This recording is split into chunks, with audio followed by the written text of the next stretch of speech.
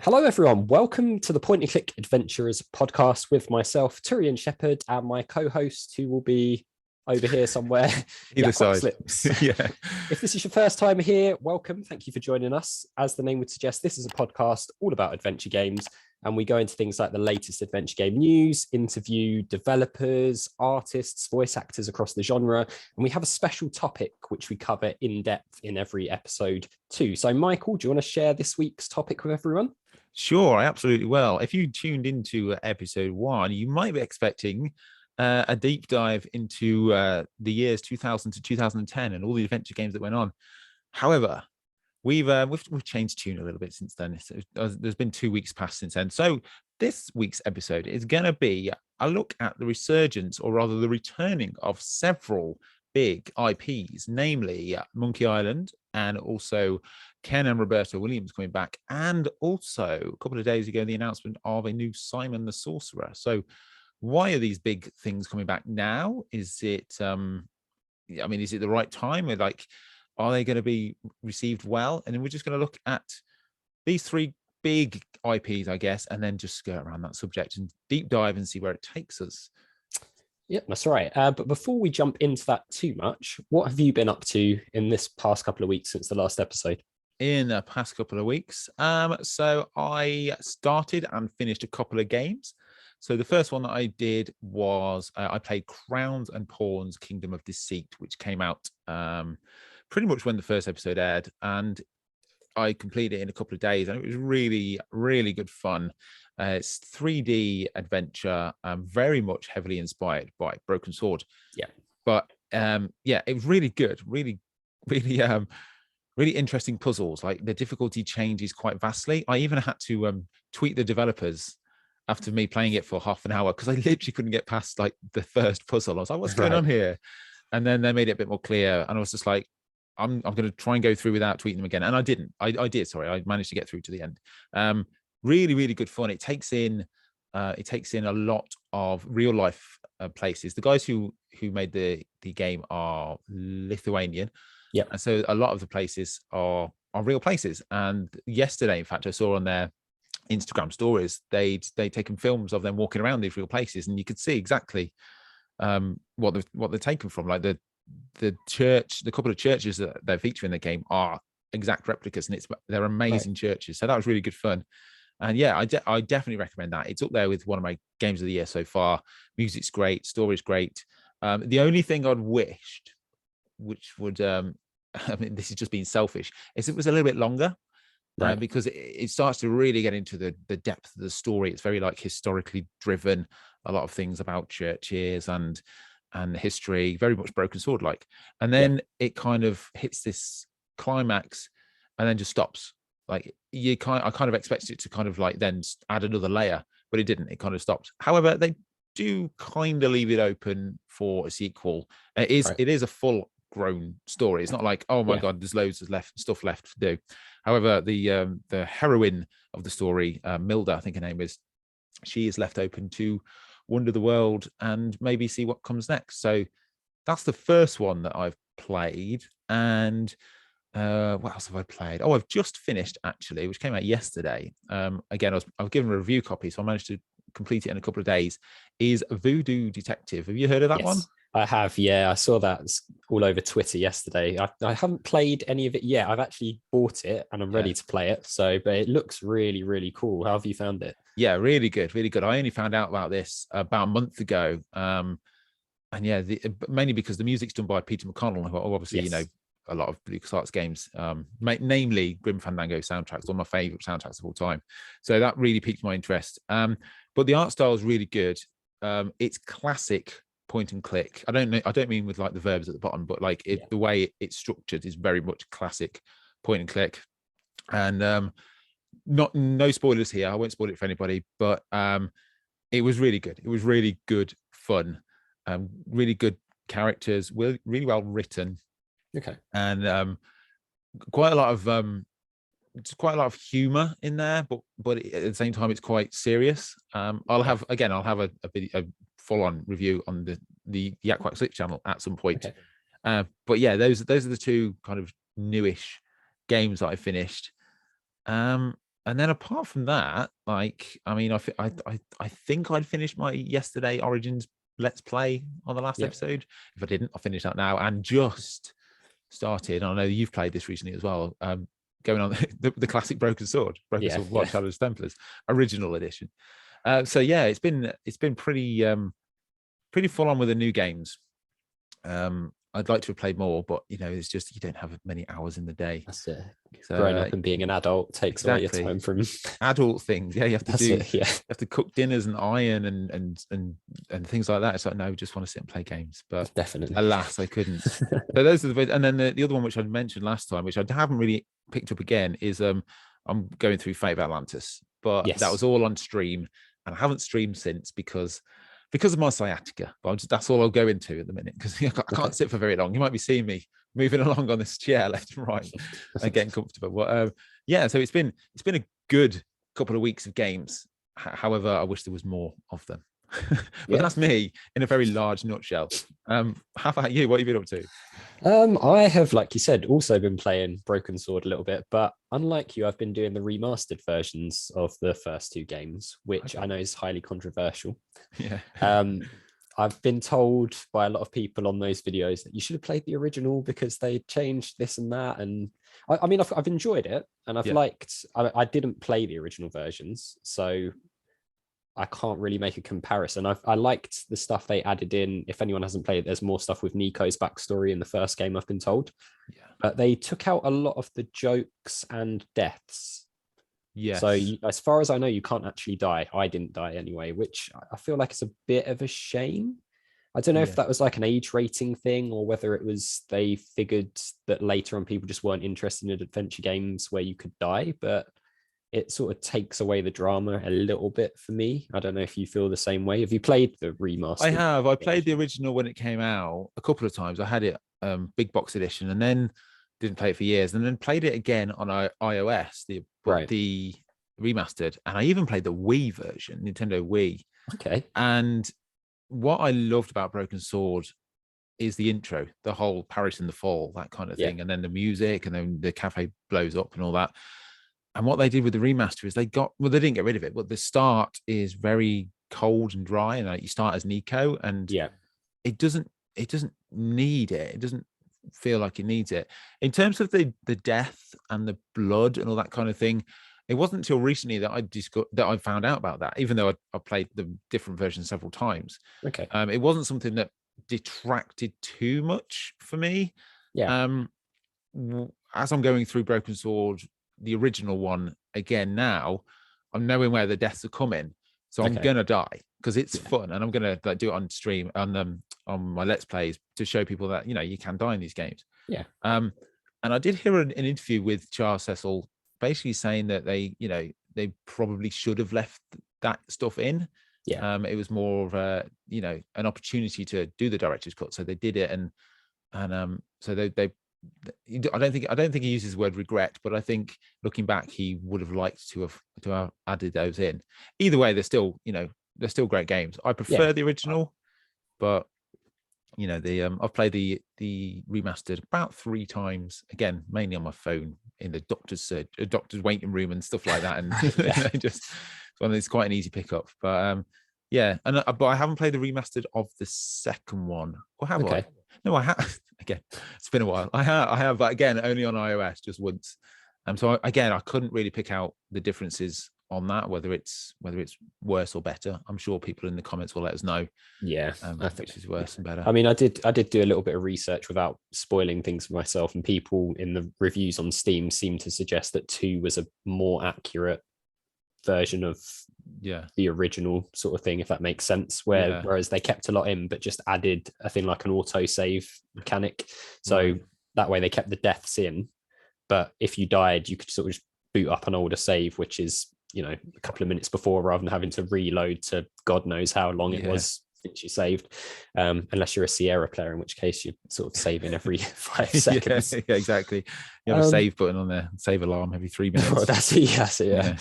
But other than that, I've been playing Strong Bad's Cool Game for Attractive People. I don't know if you've heard of that one.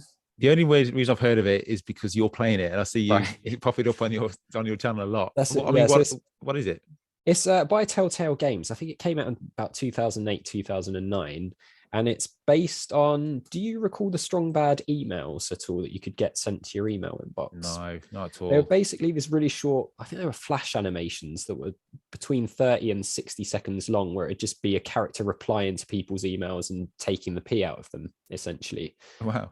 So they made it into a whole game, and each episode is a different story. And the one I've played, literally just finished, is like an 80s cop movie spoof thing where they put their own film together. It's really low budget and things like drop off the wall, and it's absolutely hilarious. Like in terms of Telltale stuff, that episode 4 that I've just finished is probably one of the best Telltale episodes I've played, full stop. And it's sort of still in that point and click style. You know, they moved over to more of like the choices affecting gameplay and story driven stuff. It's still more puzzle solving and, you know, classic adventure game feel. So it's well worth the play. I think you can get on Steam if anyone's interested. It's quite funny. It's like slapstick humor basically. So if you're into that kind of thing, you'll really enjoy it, I think. Yeah, awesome. I'd never heard of that one. That's it looks striking, like it looks like a old school Saturday morning cartoon. That's it. Yeah, it's very wacky.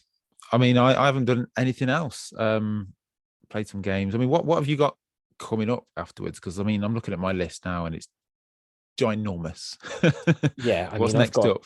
God, something like 30 or 40 games on that list that I want to play. I do want to jump into the Telltale Sam and Max games at some point.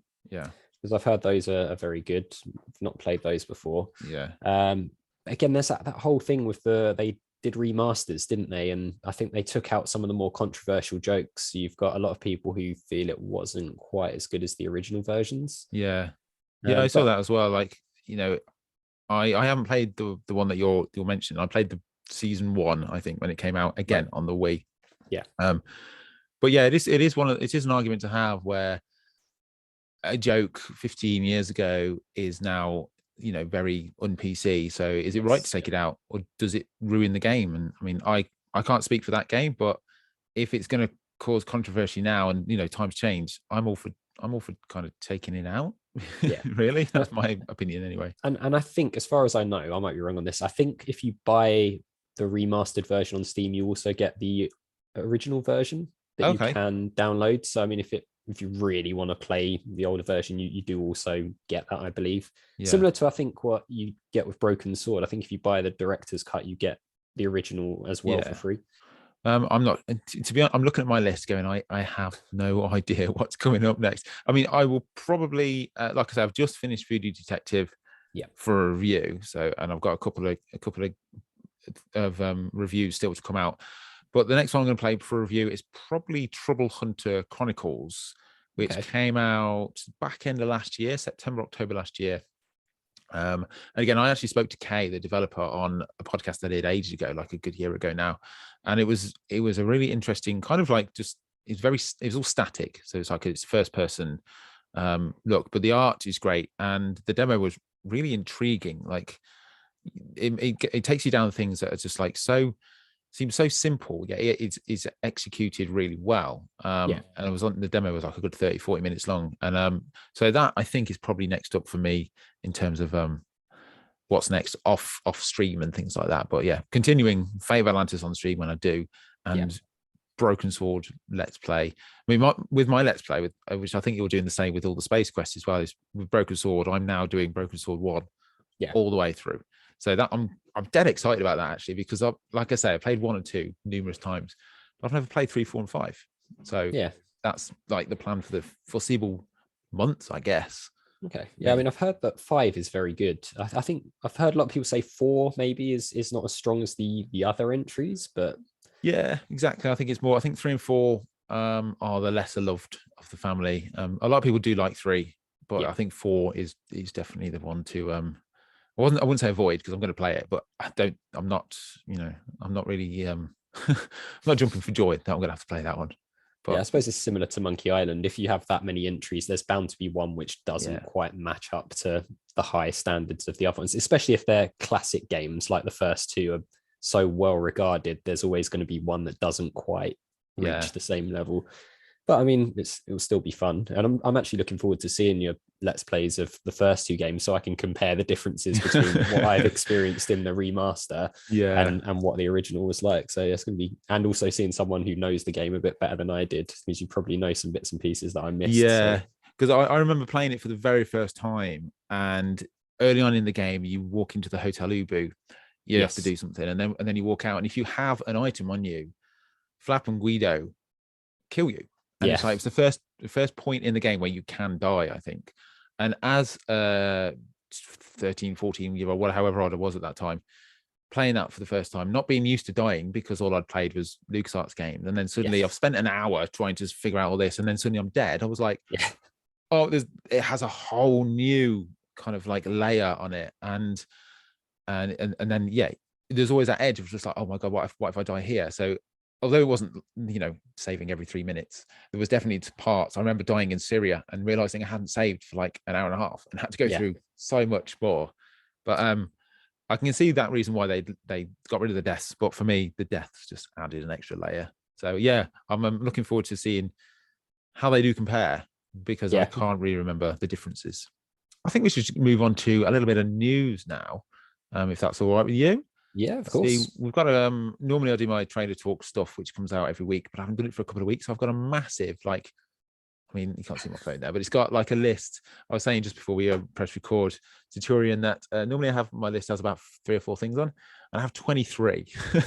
I'm not going to go through all 23 because I'll cover it basically on my next video, but just a few of the big things, a few Kickstarters that are going on at the minute. There's a game called Monorail, which I don't know if you've played that before. That's got their Kickstarter just maybe just about finishing, about 3 or 4 days left. Yeah, I've heard of that one. I don't know too much about it, but I've seen it going around on Twitter again. It's one that's on my list to take a look at some point. Yeah, it was good fun. It's again, choices matter kind of thing, and you can, Yeah.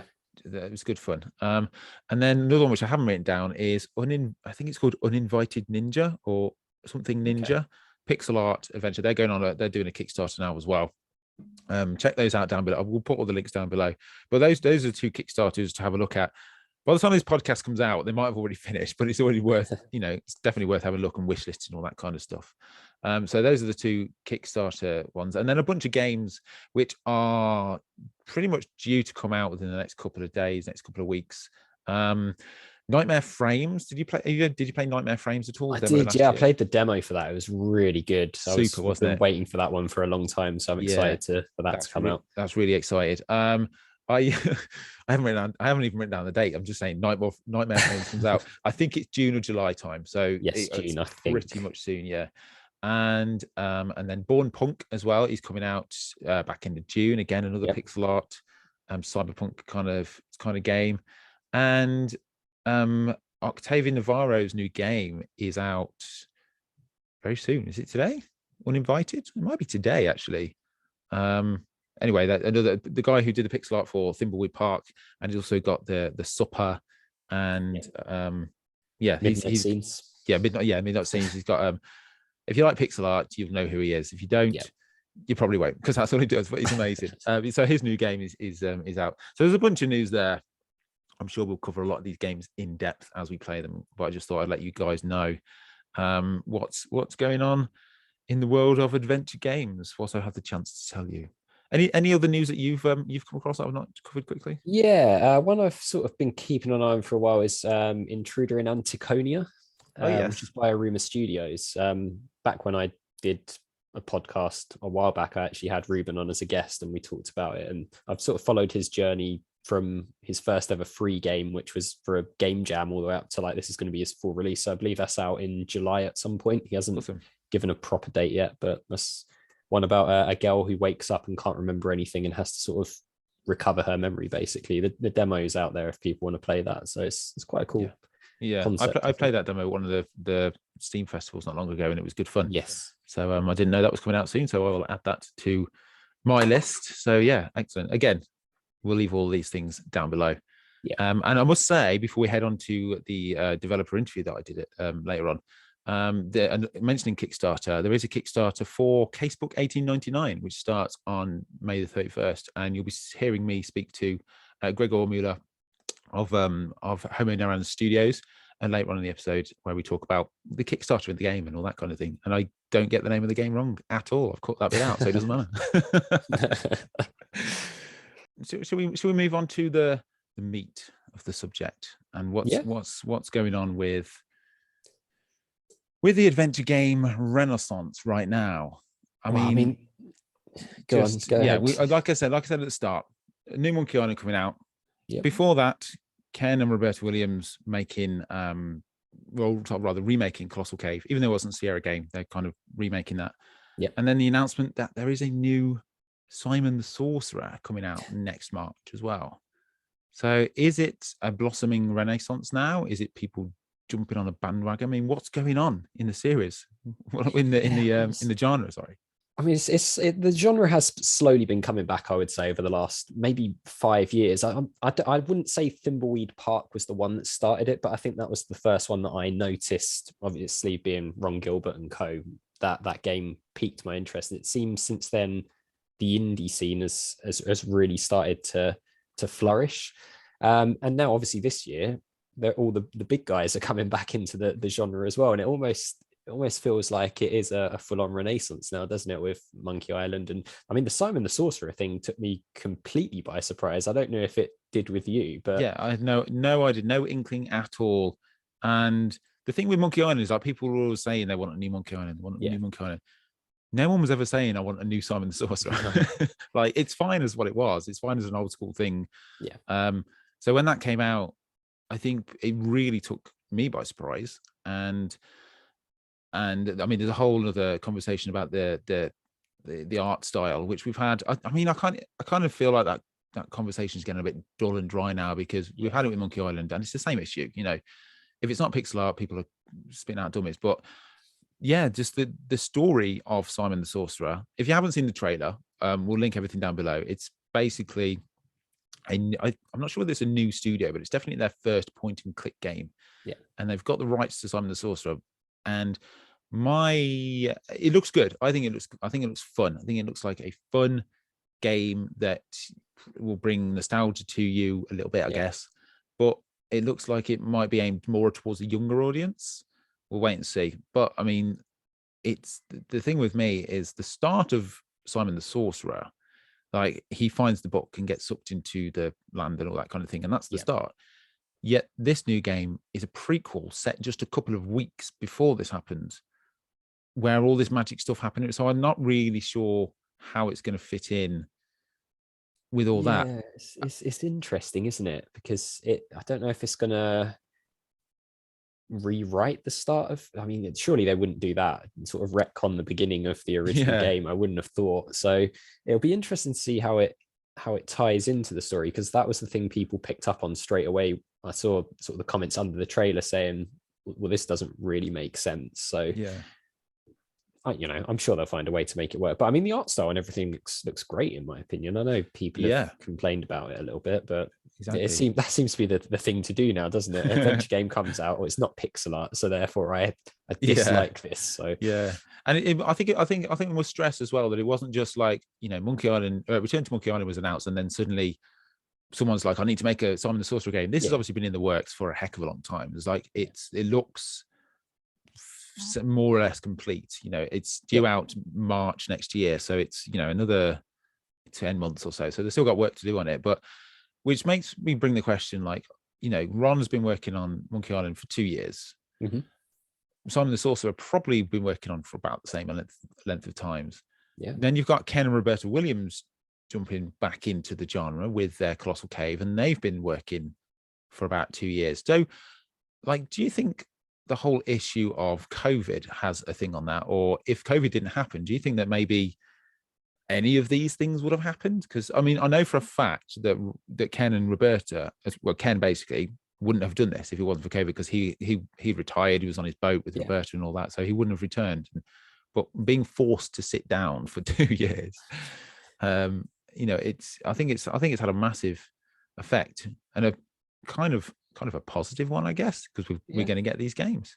Yeah, I would say so. I think, especially from speaking to a few indie developers who are making their first games or have recently published their first games, they have said that the reason they got properly into it was lockdown happened, and they were sort of sat there, whether they were, working from home, or some people here went on to furlough, where they basically didn't go to work but still got paid. And I think people had spare time on their hands and thought, well, I've always wanted to make a video game, so let's give that a go. And I assume some of the bigger guys also sat there with time on their hands and nothing to do, and went, it'd be really cool if I tried making a new game after 20 years or whatever it's been since the last one. So I think definitely COVID and the lockdowns has played into the revival we've seen.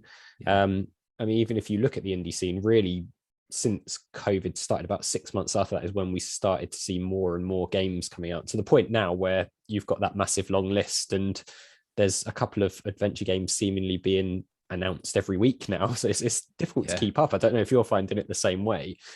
Yeah, absolutely. I mean, I've always had this long list, but it just seems to be getting longer and longer, just with more games being announced all the time. And I mean, it can only be a good thing. Like, I'm really excited by it. It begs the question of going back again to Broken Sword. They've always said, there probably will be another one. The other day they mentioned very briefly in a announcement about what was it? They were doing a charity auction for, in our next game you could be in our next game, and in brackets, that could be Broken Sword 6, and that's the first time that they've said they're not working on it, but that's the first time it's just like, oh, it could be Broken Sword 6. So obviously you've got that thrown in there as well. I think, like, going back to what you said about Thimbleweed Park is really interesting, because that was 2016, I think it was. 16, 17. It was around about the same time that I started to get back into the genre as well. I remember getting Thimbleweed Park about, I think it wasn't until 2018. So it was just kind of like a passive fan, if you could say. And I think a fair few people were as well. I think when that hit, it was just like, oh, you haven't seen a pixel art adventure game since the 90s. So, and then the way that I got into the genre was, I'll play Thimbleweed Park. And that was the first point and click I played since Monkey Island, more or less, even though I play Monkey Island, every year. But looking at that, I then realized, actually, what's this company called YakWaxLips that also do point and click adventure games, pixel ones, which leads me on to, the next one, finding Francisco Gonzalez, and then just moving on, and then having this massive audience here. And I think with Ron, I think Ron saw that as well, even though he was working on something else pre-COVID. I think that from Thimbleweed Park, Thimbleweed Park onwards, I think the genre has grown massively, and I wouldn't be surprised at all if more old IPs started to have sequels again. I mean, something like, Toonstruck, for example. That's just one I plucked out of my head. It's beloved by people. I know and so there might be a sequel to that. In fact, Flight of the Amazon Queen, not Lord of the Temperatures, Flight of the Amazon Queen has a sequel coming out. Yes, that game was what, 94, 95? Something like that. 95, 96ish, I think. Yeah, that's a guess. It was something like that, wasn't it? Yeah. And now 27 years later, there's going to be a sequel to it. Yeah. I mean, a lot of that, I think, is people our age played their games in the 90s, and now they get to that age where it's just like, my back's hurting a bit. I need to just, rather than go out and play sports, I'll sit down and, what did I love in my youth? I love games. I'll make a game. And I think that might be a reason for a lot of these IPs showing their face again.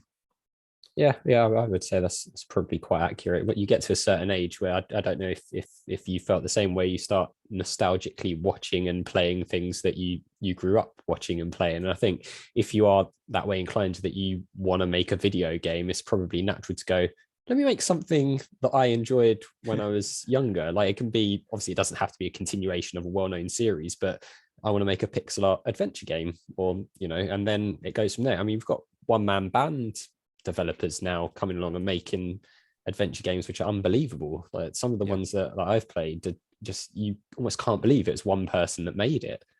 And I don't know if you've noticed, but the detective genre within adventure games seems to be having a bit of a revival as well. Yeah, I have noticed that. You've obviously got the Francisco Gonzalez, what's it called? Lamplight City that you've been playing. City, yeah. And even like the comedy ones, things like Detective Gallo and Inspector Waffles, and they're all detective inspectory games. That's the official term. It is. Look it for the diary in the dictionary. I mean, it lends itself quite easily to point and click adventure games because it's a mystery, isn't it? So you've got to go out and find out what's going on. So again, that's something there's loads around, and there's not really that many bad ones that I've played. I think people really put the effort in to because otherwise it'd be a bit of a dull case to do. But yeah, definitely there's not much. It's either detective style games, or there are still quite a lot of like piratey kind of games out there. Yeah, there are. Yeah, piratey comedy games seems to be the thing. But we can never have too many of those, really, in my opinion. So no, but I mean, so we've got Monkey Island coming. We've got not Summer Max, although we have got Summer Max again coming. Yeah, we have come out. It's just never ending. Let us know in the comments down below. I mean, if there's any IPs that we've missed that we haven't talked about. If you don't know what IP is, intellectual property, basically like classic games.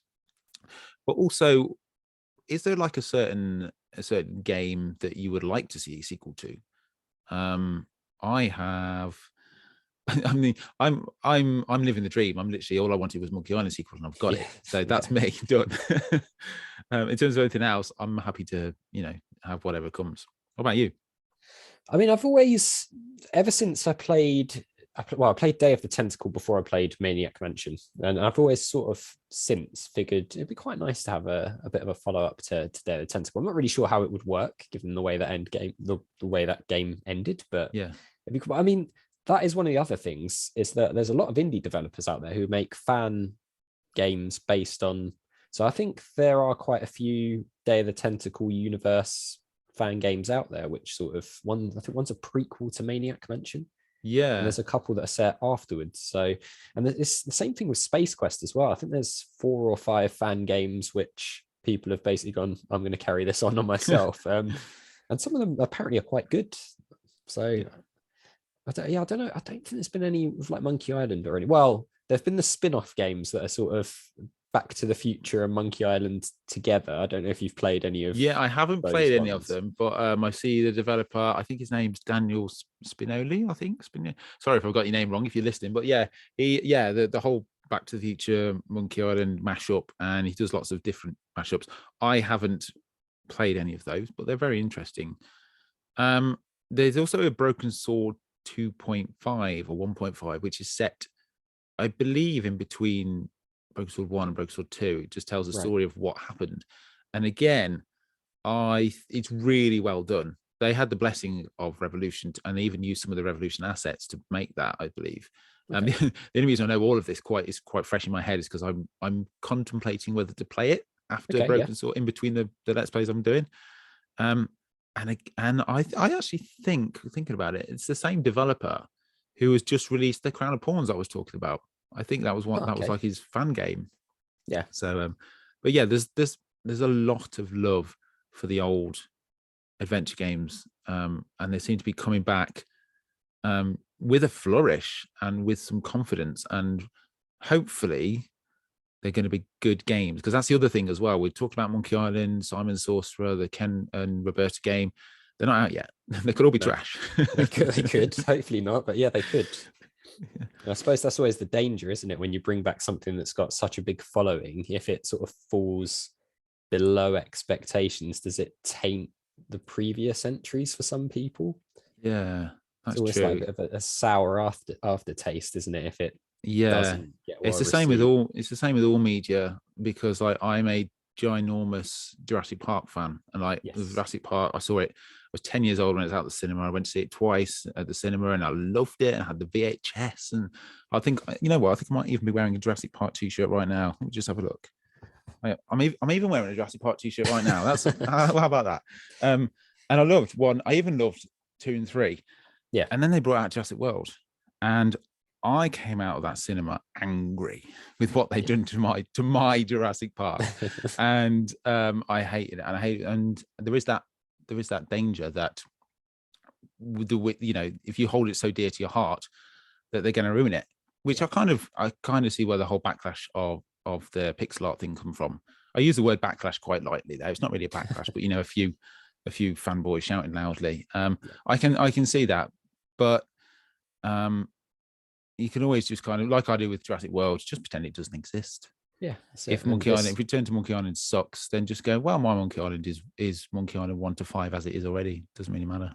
So it's the same sort of deal with Star Wars as well, isn't it? We won't go into the sequel trilogy that Disney did, but I know there was the same amount of sort of backlash on that, where people but some people are rational and just go, do you know, in my head, that's not canon. It finishes with Return of the Jedi, and that's it. Everything after that is just made up nonsense. See, I have other opinions on that, which is probably not the right podcast to go into. No, this is probably not. No. Podcast, so we'll leave it there. If you want to talk to me about that, find me on Twitter. So let us all know in the comments below if there's a game that you'd really love to see come back to life, it as a prequel, as a sequel, or whatever. I think it'd be fun to speculate. As we mentioned there, detective games. There are a lot of them. Like I said previously, I recently spoke to Gregor Mueller, who is releasing Casebook 1899, The Leipzig Murders. And you played the demo, I believe. I did, yeah. I played the demo, well, depending on when this goes up, about 3 weeks ago, I think. And I was very impressed. It ticked all the boxes for me, being pixel art, detective, and adventure game, which is like it's the holy trinity for me, really. That's my ideal game.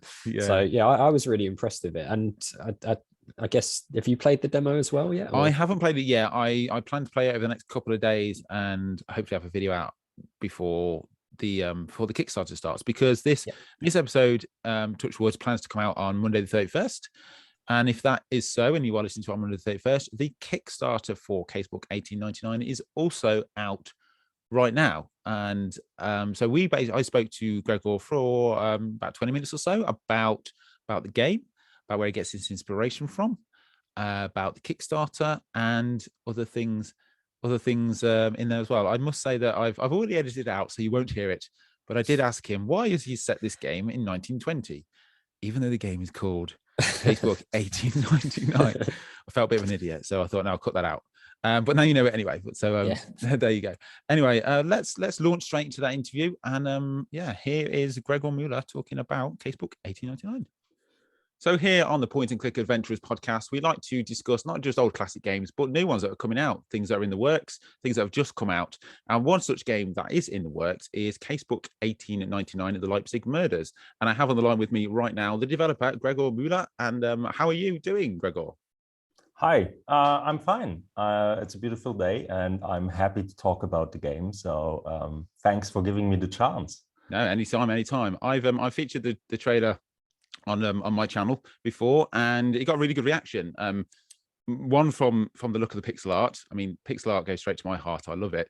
But also detective games are pretty big at the minute, and there's a lot of love for them. So tell me kind of about, to start off, tell me about like why did you decide to go for this game in particular? Why make a detective game? The inspiration came from actually a book series I'm writing, and that's being published, sadly, only in German. And so I already had the characters, and I liked the characters, and I thought I could do more with them. And I've always loved video games. And so I thought, okay, here I have these characters. They might work well in a video game as well. So I wanted to give that a try. And so about a year ago, I think I started getting into Lua and the Visionaire editor, Visionaire. What's it called? Visionaire Studio. Studio, yeah. And oh my God, I'm using it every day and still complete blank. So about a year ago, I made the first test, and I'm not from a programming background. I kind of dabbled a bit in Python for a while, but I'm not a programmer at all. I see myself more as a writer, but nowadays it's so easy to get into it and to do something and to create something. And so, yeah, I just kept at it. And now the first case is almost ready to be released. That's amazing. So basically you're essentially a writer at heart. And then these characters developed so much that you thought you'd take them off. I mean, why not just write another book with these characters? Why go down the computer game piece point and click route? I am writing other books. One just came out in February, I think, but I started, the books were started from 2 years ago, so right with the pandemic. Oh, right. And I won't lie, it was really frustrating because I couldn't present the book as I wanted it to be presented with the public. And so I thought I could do more with that. And I kind of like the idea of having an ongoing book series where you also can take the characters and have them experience even more and to give the people the possibility to play with them. Basically, I think I quite like the dynamic between the main characters, and that translated so well into a game that I thought, oh, I have to do that. Because, well, it's all clearer when the demo's out. So yeah, so the demo, like you said, you just finished case 1, so this is going to be, is it a 4-case game? So I've read somewhere. Yeah, it's a 4-case game. The first one takes about 45 minutes to finish. The others will be longer. And well, I mean, if it goes well, it might be a 5-case, 6-case, 7. Who knows? I mean, it's like what others do. It's like detective stories that are put into cases. If there's an interest, I can release one every few years, hopefully. Yeah, it's basically you're inventing your own intellectual property to live for the next 10 years. So if it's popular, you can keep adding and just like Miss Marple, just keep going. Exactly. It's like this game is like right between 2 books. So the second one that's already out, it's like it plays at the end of 1899. Yeah. So these are the things that happen to the characters in that time, and I deliberately also, it works in the book like it could have happened. It's like nothing contradicts from the book and the game. So they all intertwine. They're all one. Well, not one story, but they're all, the same characters basically living and breathing throughout different mediums. It's like if I can take a really big example, a much more successful example, it's like the Sherlock Holmes stories. It's like they're all one, but you don't need to read every single one. It's fine just to pick up one and Sure. So let's head back to the development side of things. Now, you said you're essentially a writer. You're not a game developer. How have you found the challenges, like learning a new skill, and also on the back of that, are you doing it all yourself? Well, learning a new skill, it's like I learned a lot of new skills with that, and I'm really happy about learning new things. I learned to do pixel art. I learned to do the programming, of course, the thinking like a game designer, not like a writer, the animations, and also all the programs that come with it. But I just love that. I just love to learn new things. So it's a hobby, really, and it's like how I love to spend my free time.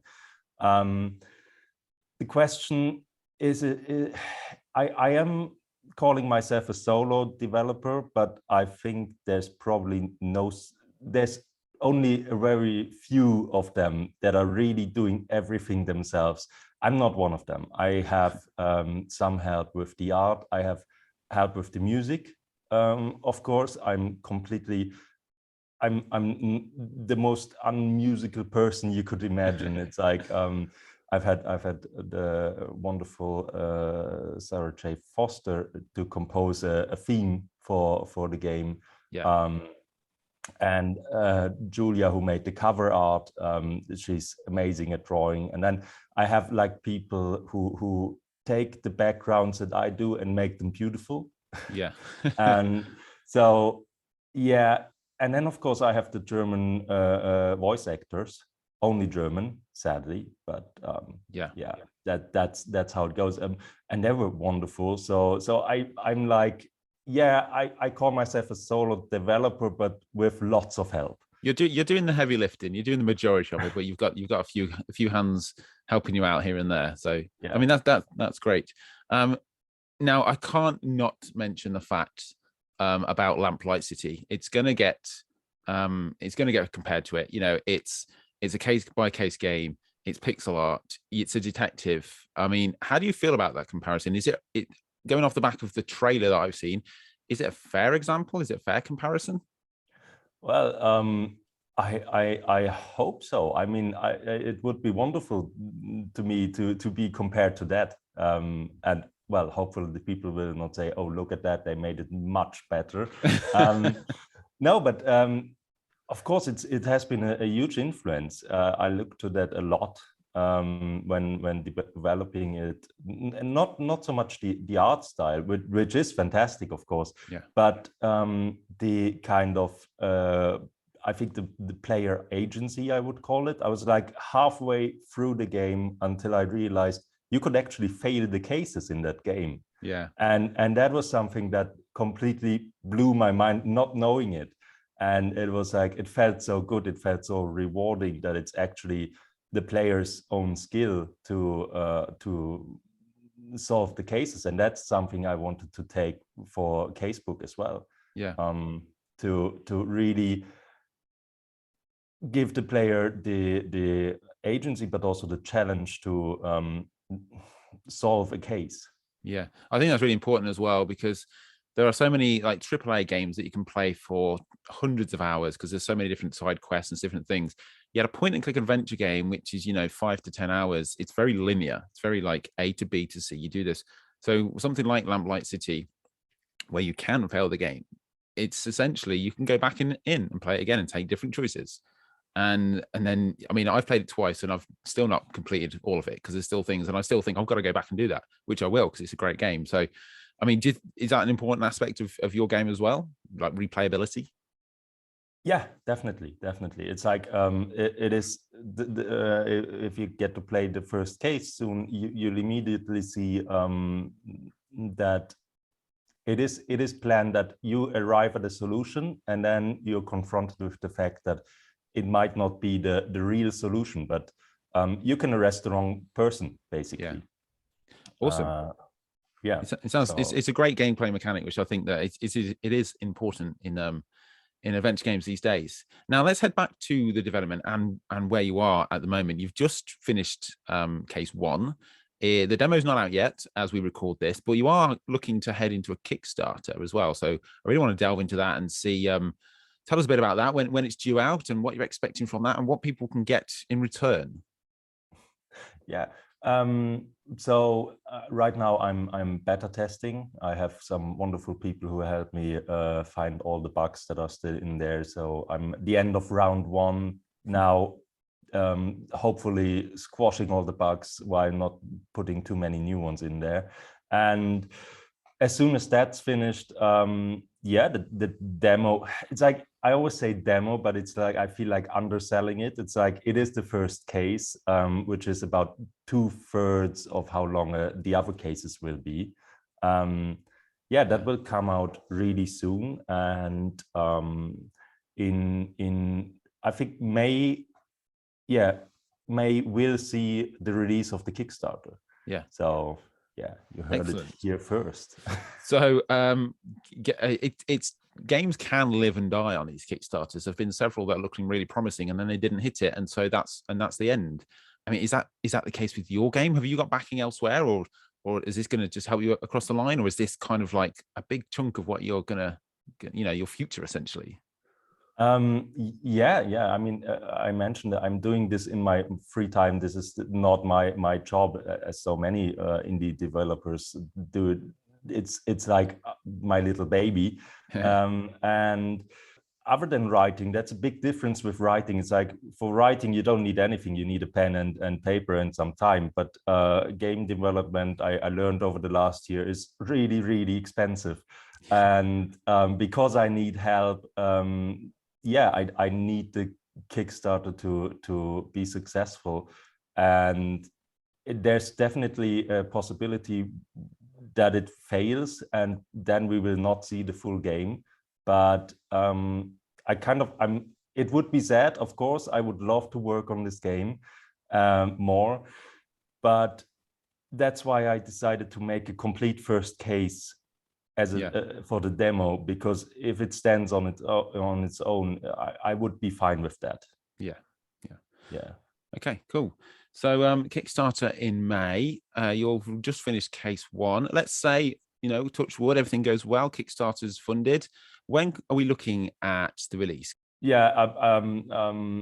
2023, yes, but I'm looking more at the end of 2023. So maybe a Christmas release, something like that. Awesome. I want to be realistic. I even if the Kickstarter is successful, I can't make this my full-time job, so I have to do it on the side. And a lot of the writing's done for the other cases, but I still need a lot of assets, and it's all an ongoing process. So. Excellent. So the Kickstarter page, although it's not live as we record this, it's up there, ready. Is it? Can you follow you guys? Follow you yet? No, I think the best, but that's got to change in the next few days. But the best way to follow me is probably through Twitter right now. So you can get all the updates, and But the Kickstarter page is almost ready. I just need the video, and then we're good to go. Yeah. Okay. So I'm happy. I'm really excited to announce the beautiful things I thought up as Kickstarter rewards. That was a really fun process, because I think as a writer, as a game maker, and even as a Kickstarter, I don't know what you call it, hopefully funded person one time, I tend to do the things I like, and so I really hope that this Kickstarter will get funded, because I want to have the nice physical rewards of the Kickstarter for myself. Yeah. And it's like, I need the excuse to make them. Yeah. So if it's only been funded by a couple of dollars, and you've still got thousands to go, just throw all the thousands yourself, just so you can get the things, because the things are what people, particularly adventure game players and that, the things behind the cushions and the models and all that kind of stuff, it is a big part of what people want. And so I'm excited to see hopefully, touch wood, that it'll be complete. Like I say, as this is recorded before the Kickstarter is out, I will make sure that all the links are out there when it is ready to go, and promote it on your behalf as much as possible, because I get a lot of demos and trailers pushed my way, and yours it really stood out. I really like it. One, like I said, the pixel art is great. I really enjoy pixel art, and the setting and the theme, and the fact it reminded me of Lamplight City, which is one of my favorite games of the past 5 years. So it ticks all of my boxes. So what I'll also do as well is we'll get you on as well when the game comes out, because I'm fully confident this Kickstarter will get funded. So in 18 months or so, we'll bring you on again and see how the process has aged you, and and see how it is then, if that's all right with you, Gregor. Hopefully. I'm looking forward to it. Awesome. So if you want to follow you, the best place, you say, is Twitter. And then you do have a website. I've checked out the Homo Narrans website, which has a few bits on there. Yeah, but just the trailer, some screenshots. It's like to get the regular updates. Yeah, I mean, you can sign up for a newsletter as well to get informed. I don't like to spam people. It's like I want to give them just a few updates through the newsletter. So the important ones, like Kickstarter's live now. Yeah, and Kickstarter's funded, hopefully. Yeah, at the end of May. Cross our fingers and hope that everything goes well for you. Well, thanks for joining me here on the Point and Click Adventures podcast, Gregor, and good luck with Kickstarter. And hopefully, I'll see you back in a year or so, and see how it goes. Thanks for having me.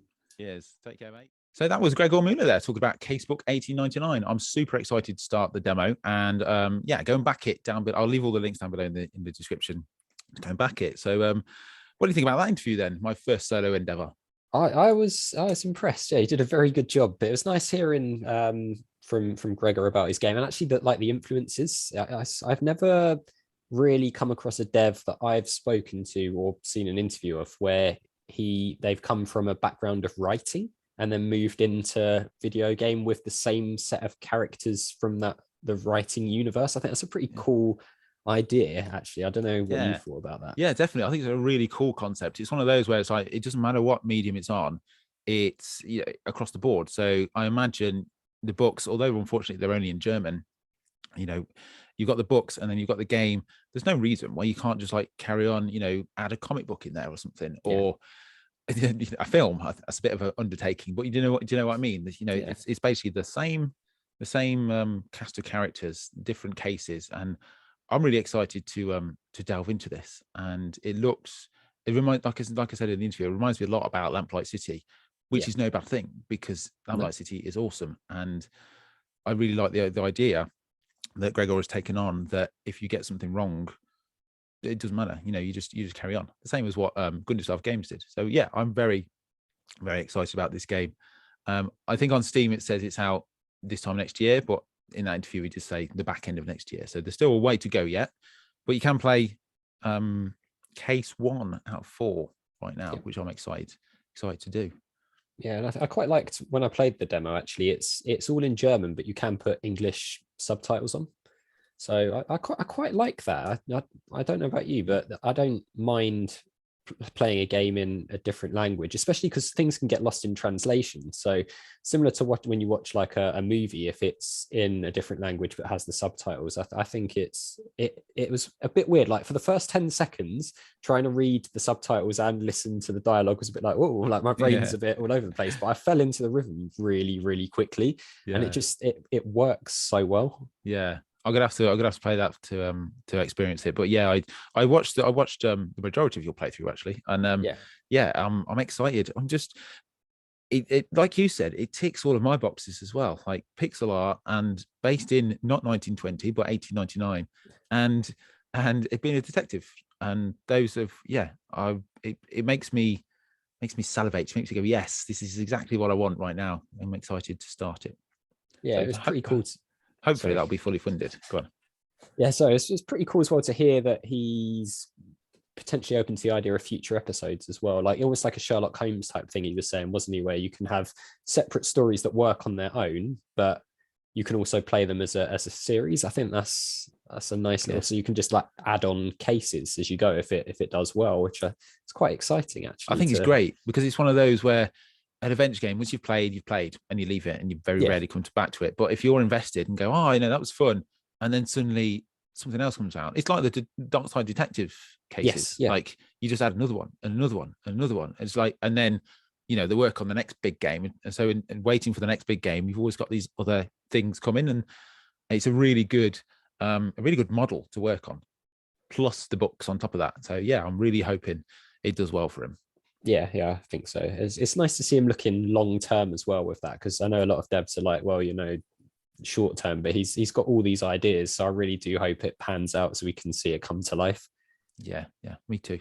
Good luck there, Gregor. And like I said, all the links down below for the Kickstarter and the wish list on Steam and the demo as well, so everyone can go and play it and go and tell them how good it is. Yeah, leave a review. Yes, That's leave the big a thing, isn't review. it, for Steam? I think I've been It is. told for developers, if you leave a review, it really helps boost their place in the algorithm. I think so, yes. That sounds about right. Okay, guys, thanks very much for listening to the second episode of the Point and Click Adventurers with me, YakWaxLips, and my good friend Turian Shepard. We will be back every other Monday, that's the plan at the minute, to talk about adventure games and anything that's involved with them. If you are making an adventure game and want to feature on the show, drop us a comment below or email me or Turian. We'll leave all the links down below in the description. Like I said at the start, we're all available on Twitter and we're always there. Probably too much, to be honest. And yes, you don't have to be a developer either. If you are a voice actor or a pixel artist, or just not necessarily pixel artist, that's me being biased, an artist, anyone in the adventure game industry, it'd be awesome to get you on and just talk about different aspects. Yeah. So from me, YakWaxLips and Turian Shepard, you everyone have a wonderful couple of weeks and we'll all see you soon. See you soon.